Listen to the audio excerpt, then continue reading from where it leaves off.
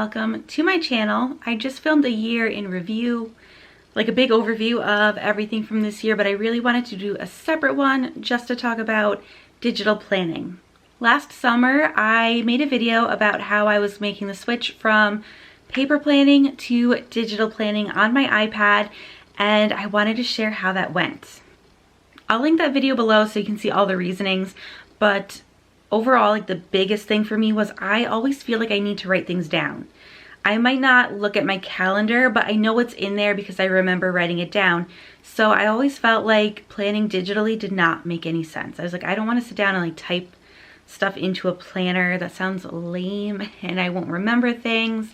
And then you have to like look the planner up later. But having a planner on my iPad and being able to annotate using the Apple Pencil really solved all of those problems for me. And I started using different templates and stuff that I was filling out on my iPad. So I said, let me give digital planning a try. So spoiler alert, I freaking love digital planning. I'm obsessed now, especially with the GoodNotes app. The GoodNotes app is amazing. You can get it if you have an iPad. So if you have an iPad, strongly recommend it. I believe it's $7.99. It's a paid app, but oh my goodness, I've gotten more than my money's worth out of this thing. So I ended up designing my own digital planner because I was looking at what was available, and just like if you try to find a teacher planner in the store, it's very much geared toward elementary. It's like if you talk to a normal person and you say teacher, they automatically like default to elementary. Like they forget that there's high school teachers, middle school teachers, and our needs are very different from elementary teachers. So I, for years, have been frustrated that I've been always trying to find like a good teacher planner, and then there'd be all these pages in there that I don't need, like student birthdays. I love my students and I want to celebrate them when it's their birthday, but I don't want to write down 100 birthdays and try to like remember them and put them in my calendar and stuff. So I made my own planner. I put in the templates that I use all the time for planning, and it went really well for me. The first thing that I used a lot was the calendars, which is kind of obvious. I'm a big fan of like writing things down on the calendar and seeing it visually. I'm a very visual person, so that helped a lot. I made templates for planning where it would have the days of the week going one way and then the courses going another way. So the layout that I used was to have the courses going across horizontal. So I have my 3 courses, geometry, a remedial geometry, and then calculus and pre-calc, and then the days of the week went across the top. So all of geometry went across for the whole week. Same for my other courses.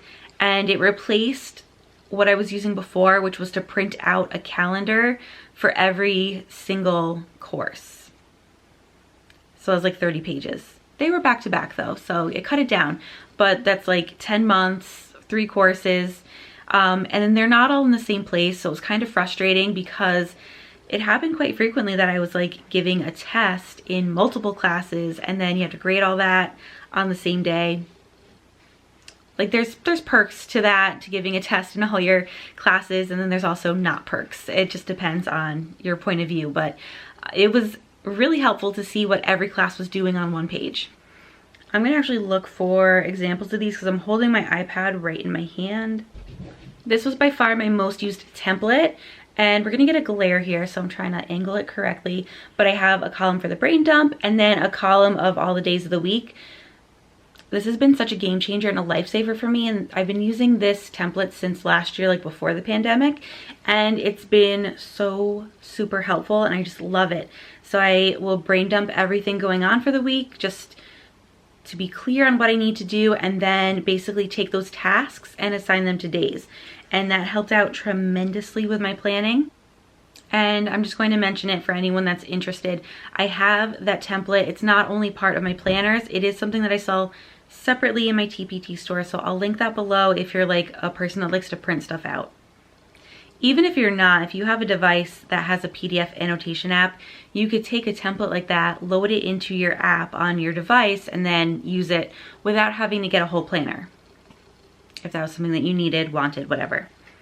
So another thing that I really liked was PD notes on the iPad, and the template that I use looks like this. Like it's very simple, but I also have a version that is unlined, and this is great for when you're in a professional development meeting. You can take screenshots of what's going on or take pictures of it, and then you can add the pictures directly into the notes. So it's all right there, and then you could write whatever you want to next to it, which is what I always end up like struggling with, just wanting to have like my thoughts next to the picture, but I can do that on here. Another thing that I liked was that a lot of planners have space to put in passwords, but then if you like lose your planner or you leave it lying around in the wrong spot, someone's got all of your passwords. So once it's on a device like your iPad that you have to unlock, like with your fingerprint or with the passcode, it's secure that way. So that's been super helpful. And I've also used that reasoning to justify including the IAP 504 accommodations and modifications for my students, because in order to look them up, it's a whole thing. Like, you have to go and find them to keep them secure, as they should be. But when it's in a planner that's digital like this, that, like I said, you have to unlock it, you're keeping them secure and confidential. So I feel so much more comfortable having them on here than trying to like write it down and put it in a filing cabinet. My cats have decided that now's the best time to play, so sorry for any background noise. The other thing that I found myself using in a digital planner that I never used in a paper planner are all of the notes pages. So in a regular planner, you get maybe 10 pages of notes in the back, and I would never touch them because I was so scared of wasting them.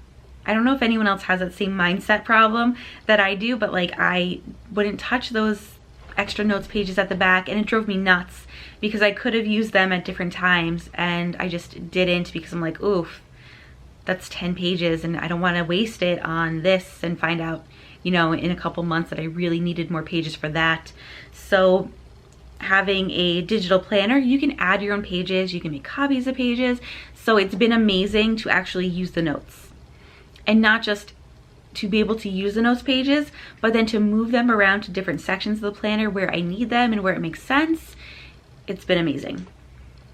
In my mind, this video is going to happen in sections. I was going to talk about the features that I use the most, which I just did, and then next talk about what I loved, but I feel like those two things are like the same. But things that I loved was, I also have my scope and sequence in Google Sheets. I don't keep it in my planner. It would be a lot, just trying to get it all in there, and I'd have all these pages, and I don't know how often I would reference from the planner anyway. I like to have it in Google Sheets so I can like copy and paste it when I go to submit lesson plans. Not that we submit them all the time, but when we have observations, we do. So I have my scope and sequence in Google Sheets. I don't know how many times I could say that. I think I have a video on it. No, I have a Plan With Me video. I'll link it below. But the one thing I did not show in that planning video was that you can do a split screen. So I can have on my iPad, on one part of the screen, my planner, and on the other side, the scope and sequence. And it's amazing because it's just all right there.